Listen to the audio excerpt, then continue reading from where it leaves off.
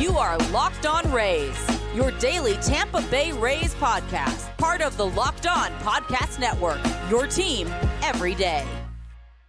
Hello, my name is Kevin Weiss. I'm Ulises Sambrano. It's your boy, Evan Closky. Back again, and we appreciate it. We are the host of the Locked On Rays podcast, part of the Locked On Podcast Network. Thank you for making us your very first listen every single day. There's Eric Neander there on YouTube. Pretty awesome. Very rich man now with this contract extension. We'll be getting into that. We're the host of podcast. I mentioned that. You can email us anytime, lockedonrays@gmail.com. Find us on all the other traditional podcasting platforms and subscribe to our YouTube channel.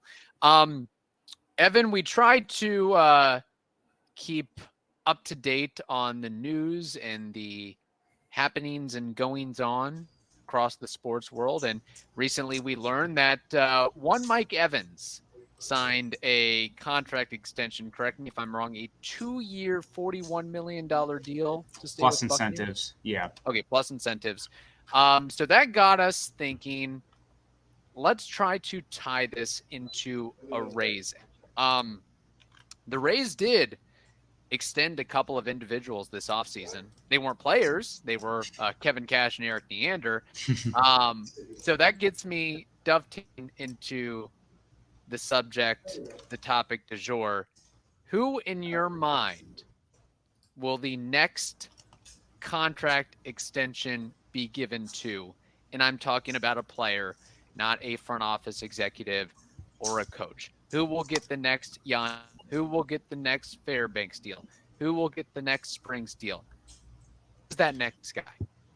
I mean, it's really tough to project. I've thought about this a lot, and I'm still kind of a little undecided. I'm wondering if I'm torn between two guys. On the smaller scale sort of deal, if they really love Zach Littell, I can see a little tiny-ish deal there with some early returns. Yeah.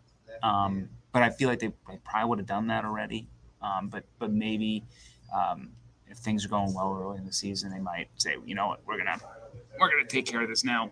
But I think the big swing, and this would come certainly later to the season. I don't know what kind of extension they have brewing at this point, but I think Josh Lowe is, if Josh Lowe or Junior Caminero, if they come off a season where they thrive, it's getting to the point of it's either now or never, right? You either got to buy out a couple of those ARB years and hopefully get a couple of free agent years on the back end. At least it's in the Josh scenario. Or with Junior, you have to do a Wander Franco type of deal and lock him down ASAP. So that's kind of where my head is at. I don't know those small tinker moves. It could come from someone in the bullpen, but it's too difficult. Do we think that in order – I mean, I know that all of us think that Junior Caminero, if he were to sign something, it would be something like Wander Franco. If that's the case, like half the amount or a third of the amount. Well, if that's the case, don't you think that maybe the Rays would want to have some clarity on what is and what is not going to be owed to Wander Franco before doing a Caminero deal? Like every other deal, I can see them. Okay, let's do a Littell. Let's do a Josh Lowe. One of my things was Isaac Paredes. Like, okay, what about Paredes deal?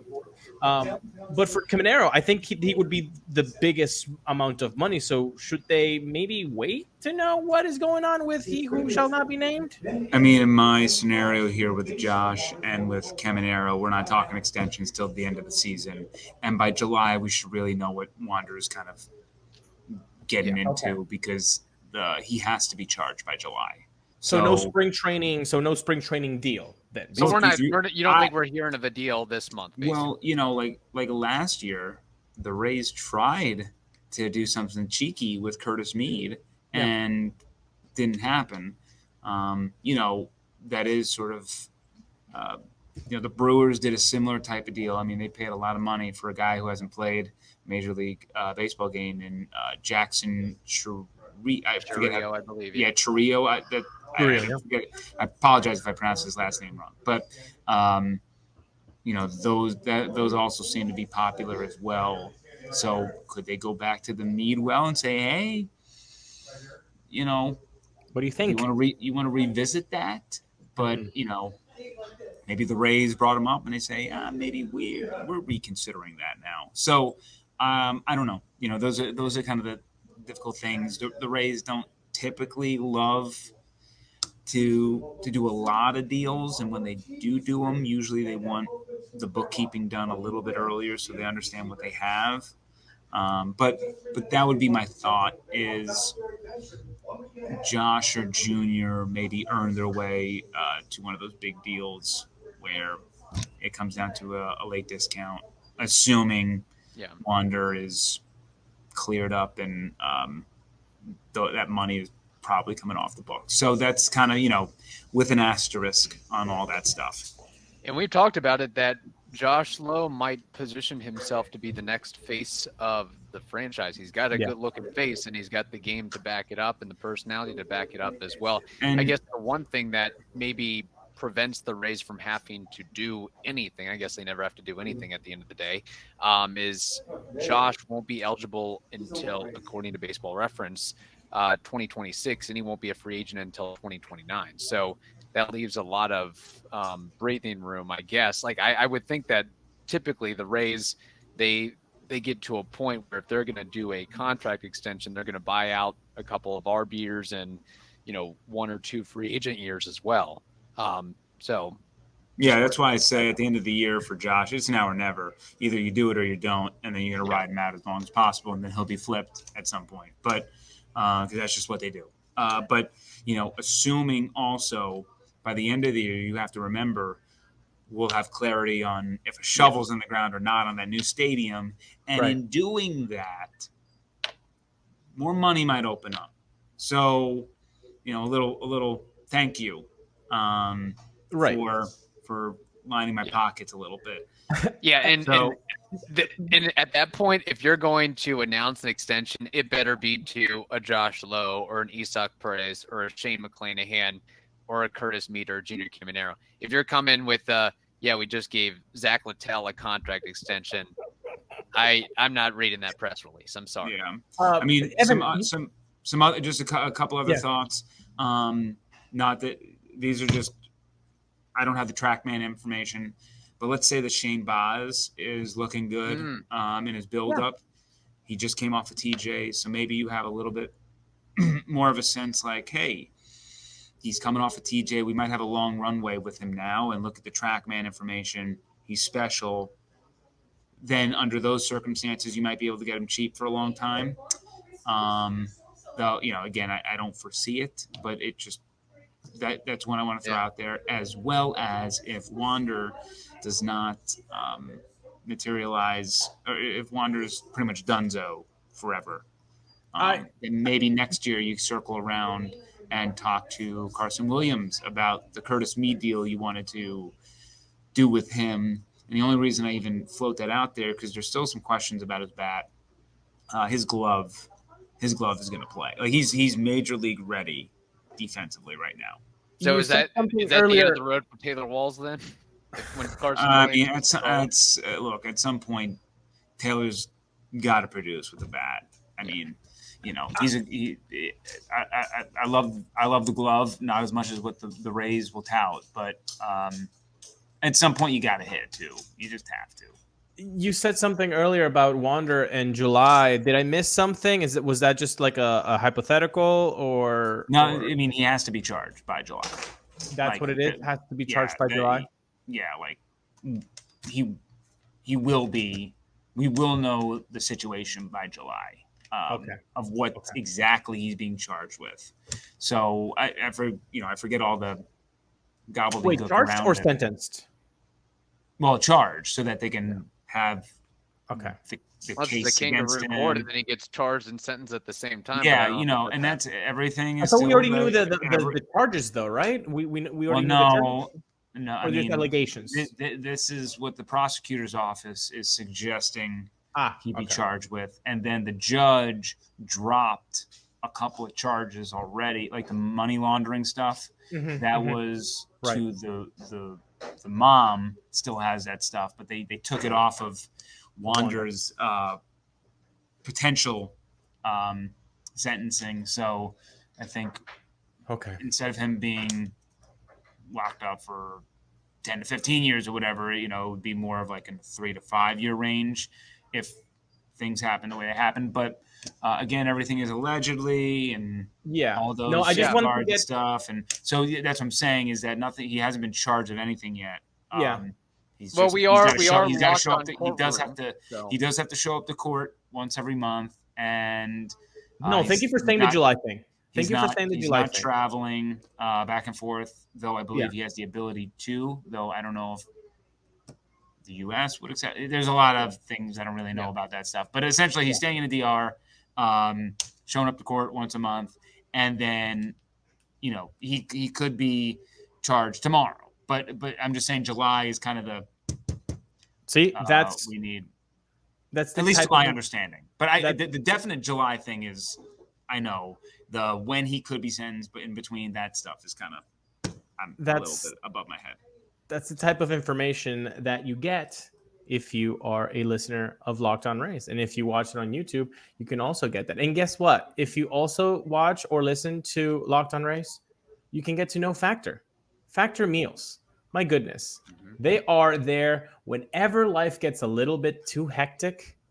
Factor's there for you. Eating better is so much easier with Factor's delicious, ready-to-eat meals. Okay, first of all, it's just 2 minutes in the microwave. They come already prepared so that you just put them in the microwave for 2 minutes, they heat up, and then you can go to town. There's everything that you could think of. There's breakfast, midday bites, there's dinner, lunch options, whatever you want, Factor is there for you. And also, if you want something that has no prep or no mess, Factor Meals is exactly that. So today, go to factormeals.com/LockedOnMLB50 and use code LockedOnMLB50. And guess what? You get 50% off. That's amazing. 50% off if you use code LockedOnMLB50 at factormeals.com. Again, remember to use the code LockedOnMLB50 and you will get 50% off your Factor Meals. It's been a minute, but we are bringing this segment back. Closky on the clock. Closky on the clock. Closky on the clock. Closky on the clock. Closky on the clock here. Closky on the clock. Closky on the clock. Closky on the clock. I know, 15 seconds. 7 seconds. That's enough of that. And if you don't know, Ulises, can you abreast the listeners the purpose of Closky on the clock?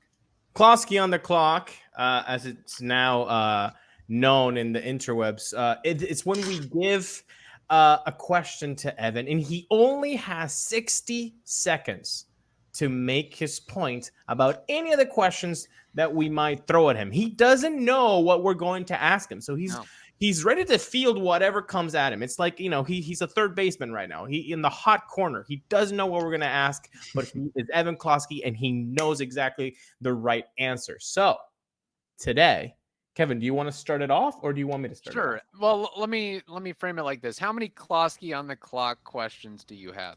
I have 3. Okay. I can add 3 at bats as well. So I'll kick it off here.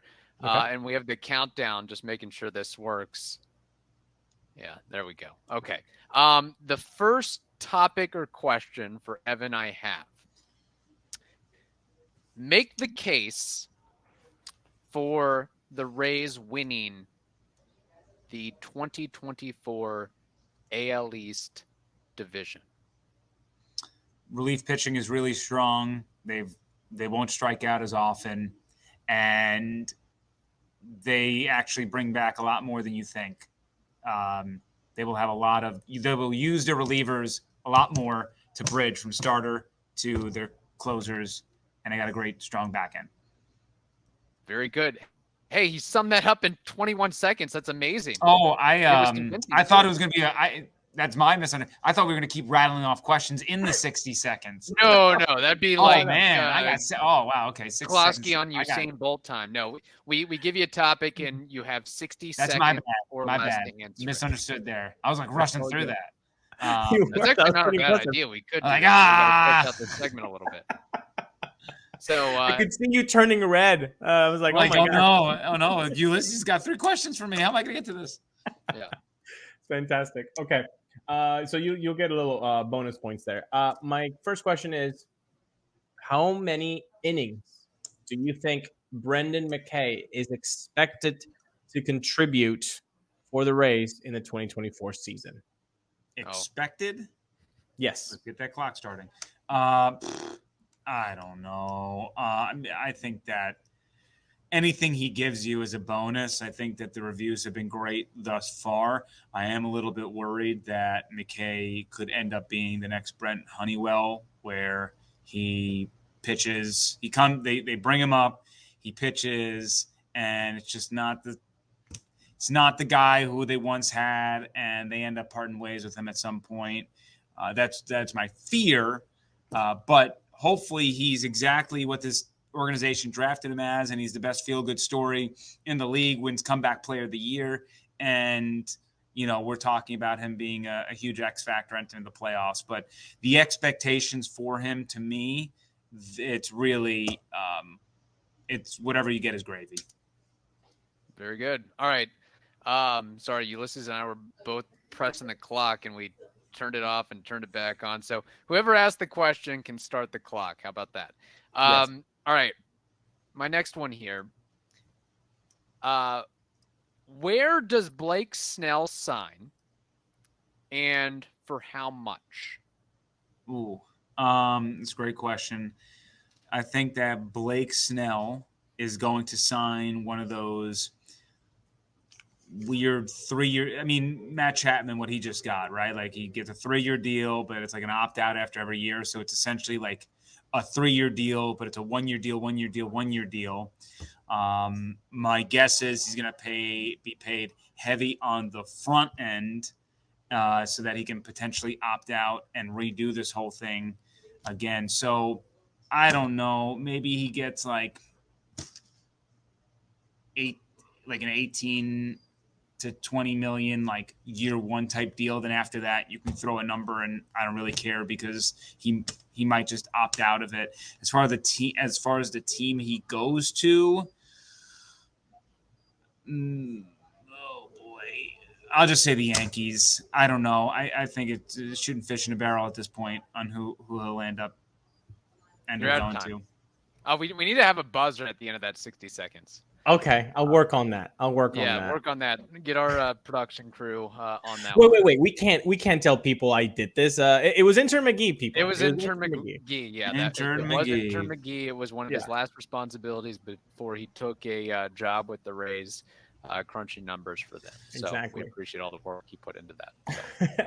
So. My question is kind of similar to what Kevin just asked, not only about Snell, but Montgomery. Is he doing a Boris special as well? And where do you see Jordan Montgomery going?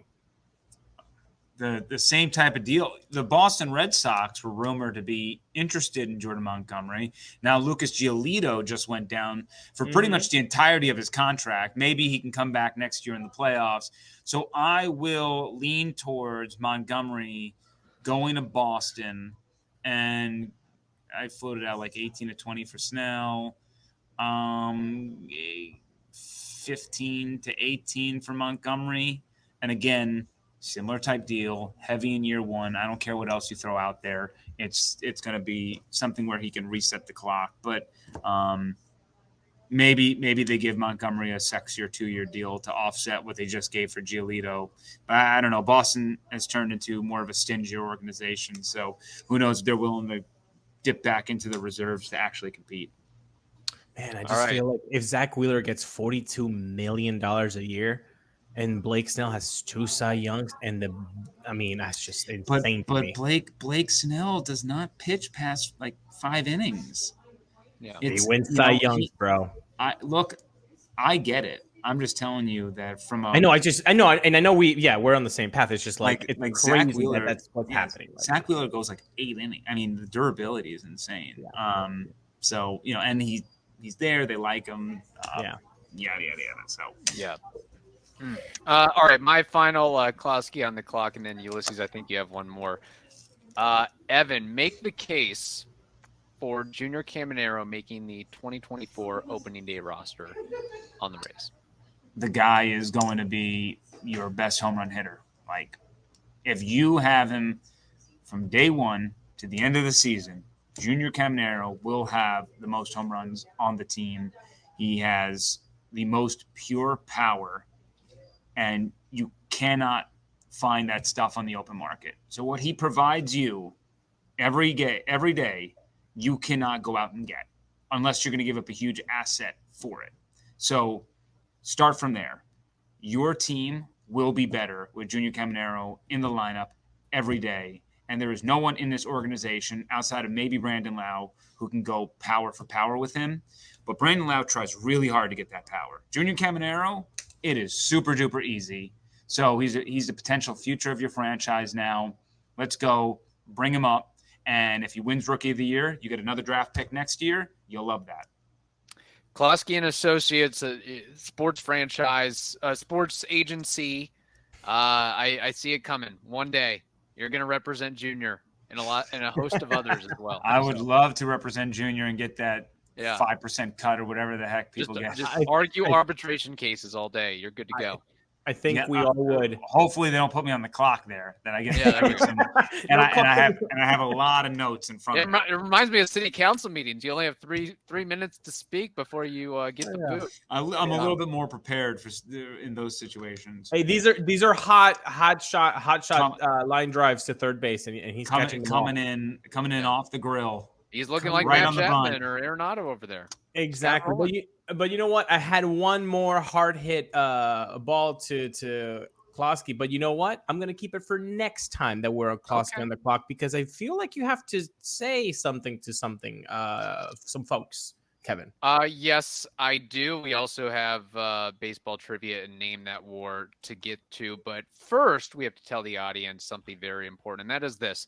Fire TV is your destination for sports, from live games to highlights to in-depth analysis. Did you know Fire TV offers amazing viewing experiences with smart TVs, as well as the Fire TV Stick that you can plug into your existing TV that provides access to millions and millions of movies and TV episodes, as well as free and live television. So whether it's opening weekend for baseball or the college basketball tournament, you are going to want to have a Fire TV. Also, something really cool here.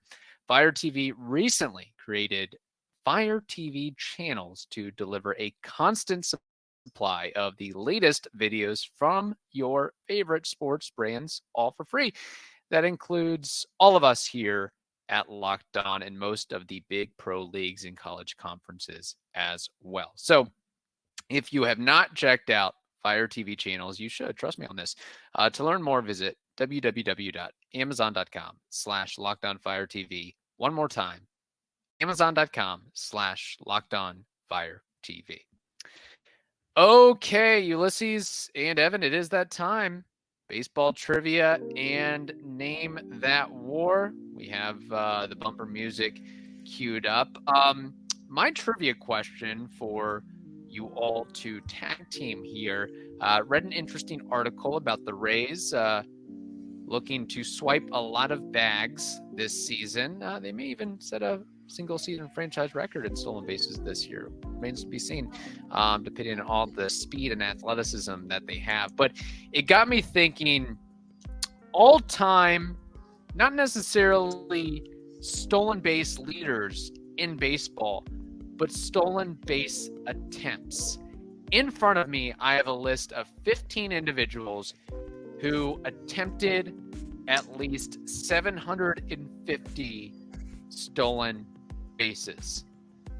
I want you to name 5 of these thefty folks. Ricky Henderson. Thefty folks. I'm sorry, Ricky Henderson? Was that a guess? Yeah. Okay, that would be correct. He's number 1 on this list with 1,741. I'm gonna go with Lou Brock. Lou Brock is number 2 on this list with 1,245. Jose Reyes. Jose Reyes, strike 1. A little too risky for this. Also, did I mention that you only have to name 6 of them? You said 5 earlier. Oh, okay, 5. Sorry. Yeah. Roll back to the tape. My apologies. Omar Vizquel. Omar Vizquel is not on this list. Strike 2.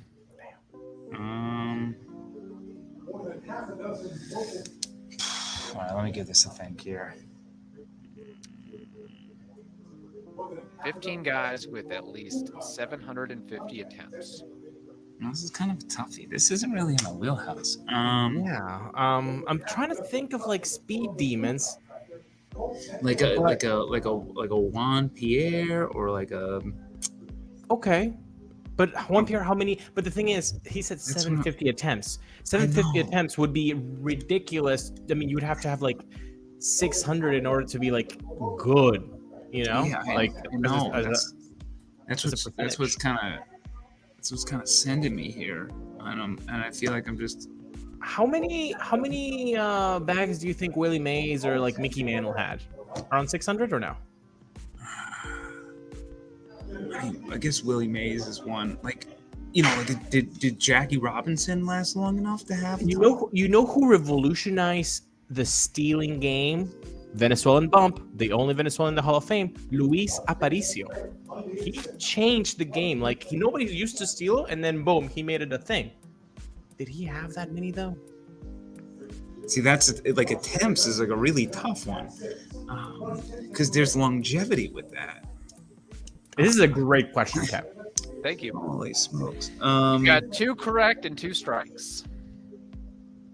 Yeah, we got number 1. Do you want to go Willie Mays?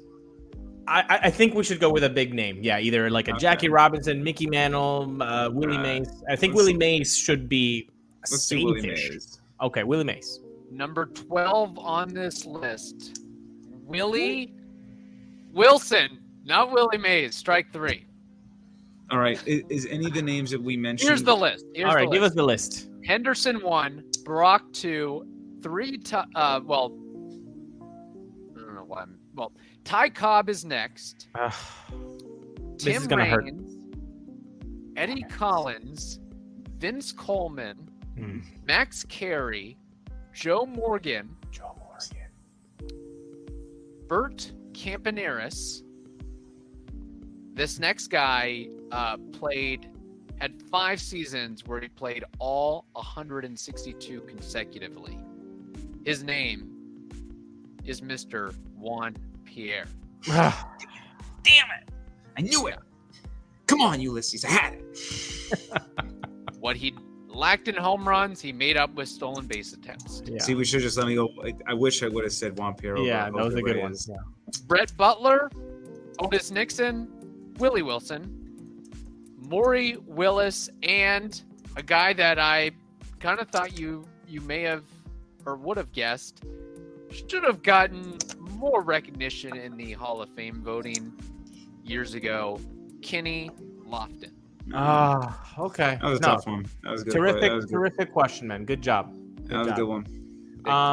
I did not choose a speed demon. I chose a glove demon for today's Name That War. Fingers off the keyboards. Fingers off the I'm phone. sorry. I'm looking Kevin at White. Kenny Lofton's career war. He should be in the Hall of Fame. He should be in the Hall of Fame. Kenny Lofton is a Hall of Famer, just like Carlos Delgado and Johan Santana. Regardless. That is insane. Yeah, it is. Today's Name That War, for those of you who don't know what Name That War is, it's when we take a player from the past and we try to guess their career war according to Baseball Reference using only our baseball archive mind. Today's Name That War player is recently retired, only 1 year from retirement, Andrelton Simmons. What is Andrelton Simmons' career WAR according to Baseball Reference? All right, so Do you want me to guess first while Closky yeah, is I'm adding up kind numbers? of Okay. Walk us through your train of thought. Whoever wants to go first. well, I think he had one like stellar season. He's like a one-time All-Star. Like I think he might have like a 5 or a 6 or a 7, even a 7. I feel like one season he had was insane. Then I kind of feel like his defense, he was like one of the best in the game for like a few years there at shortstop, which maybe could get him like a few 3 to 4 WAR seasons. And then I'm just gonna assume that he kind of had like an 8-year run there, 8 to 10 year run. I mean, 8 like healthy. Yeah.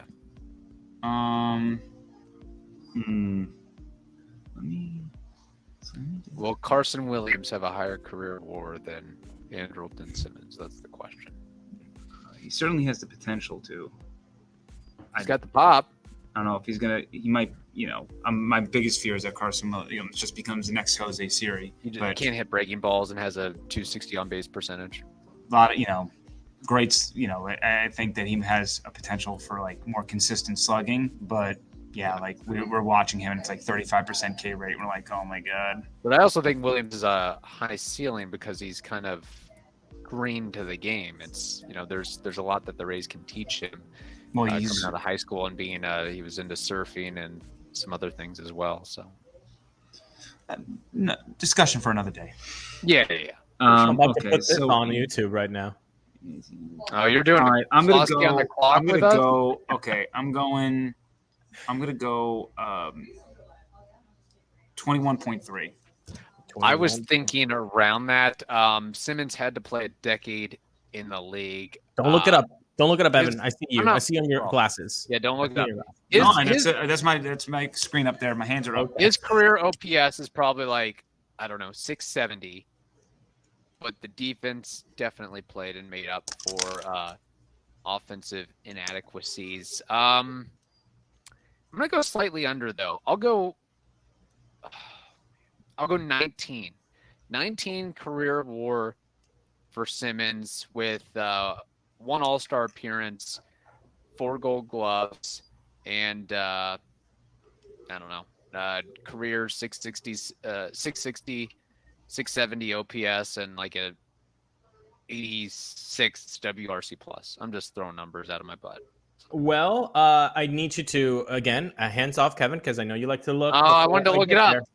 No, don't look it up, because, boys, if Carson Williams actually has the potential to get to Andrelton Simmons' career WAR, we will all be incredibly happy, because this man, even though he has a 678 OPS, an OPS plus of 87, a career slashing of 263, 312, 366, never an all-star, 4 Gold Gloves, 1 Platinum Glove, 1 Wilson Overall Defensive Award.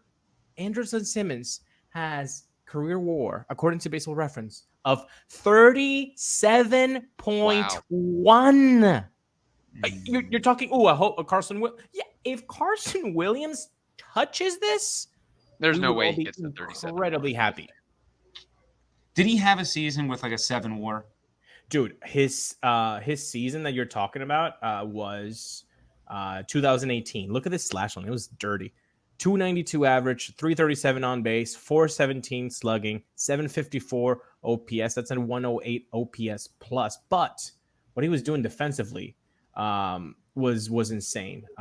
So, I mean, he had years where his D-WAR was 4.3, 4.1, 5.1. Yeah, he was nuts. Real talk, though, like, just trying to be feasible with everything. Curtis Mead, Jonathan Aranda, and Carson Williams, you add up their career WARs at the end of the day, it still may not equal Andrelton Simmons in his 30s. That could very much be the case. I hope not, but that could be the case. Yes, you're right. Yeah. That's a scenario. good for Andrelton. Hope he made his money. Hope so too. Actually, career earnings. Let's check that real quick. Yeah, Of the hip, how much you think he made, Kevin? 90 million. Evan? That sounds about right. 72 mil. Not bad. Yeah. I'd take that. Yeah, and he had man, he was rarely like fully healthy. I mean, he had 3 seasons of 30, 34, and 49 games. That was 49 was his rookie year, but he had a 103 game season, 124. So but man, he could pick it. I knew the glove played. I didn't know it was that. It was like that. Yeah, because he played in LA and with the Angels, it's like he gets lost in the yeah. shuffle. I knew it. This guy had an 8.8 season. Yeah, dude. He still didn't make an All-Star game. So, well, you're the Anderson Simmons of WTSP because you pick at everything. You pick football, you pick college basketball, hockey, baseball. Where can people find your amazing work, Evan? Head to 10tampabay.com, Twitter /X. You can find me at Closky WTSP. That's ECLOSKY WTSP. As long as you're not a jerk, I'm going to respond to you and engage in some fun conversation because that's what baseball is, baby. 162 games. We got a lot of time together. That's right. A lot of things to discuss, including the highs of the highs when they win for a week straight and the lows of the lows when they get one win in a week and we all panic. So I'm here to ride it out with you guys. Certainly what's coming in the hopper, we got our Breakaway Bolts show that we just launched for a second season. Again, it's going to be 7 episodes. Last year was 4. You can find that on YouTube, the 10 Tampa Bay YouTube page, 10 Tampa Bay Plus, and then also at 7:30 and 10:30 respectively on Saturday mornings. And then also we're talking USF basketball. Are they going to the March Madness tournament this year? 15 straight wins. They have the longest winning streak in NCAA basketball right now in the country. So they will Evan, didn't they have a game on Tuesday evening against Tulane, I think?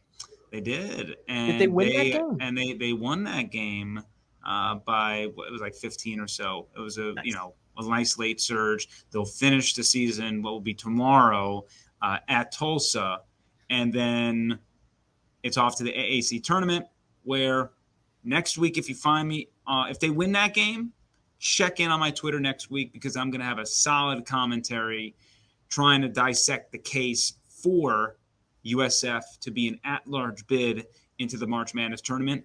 It's not an easy case to make. It should be, but it's not, and I'll explain that further detail. But they got to beat Tulsa first because if they don't beat Tulsa, then it doesn't matter. They got to win the AAC tournament, and then everything I would put into that commentary is worthless. So let's get past Tulsa and then have the discussion. Fair enough. The real ones know Jawanza Poland and Torlin Fitzpatrick from that remarkable 2012-2013 Bulls team. Look it up. All right. Yeah. Thank you all for listening. We'll talk to you next week.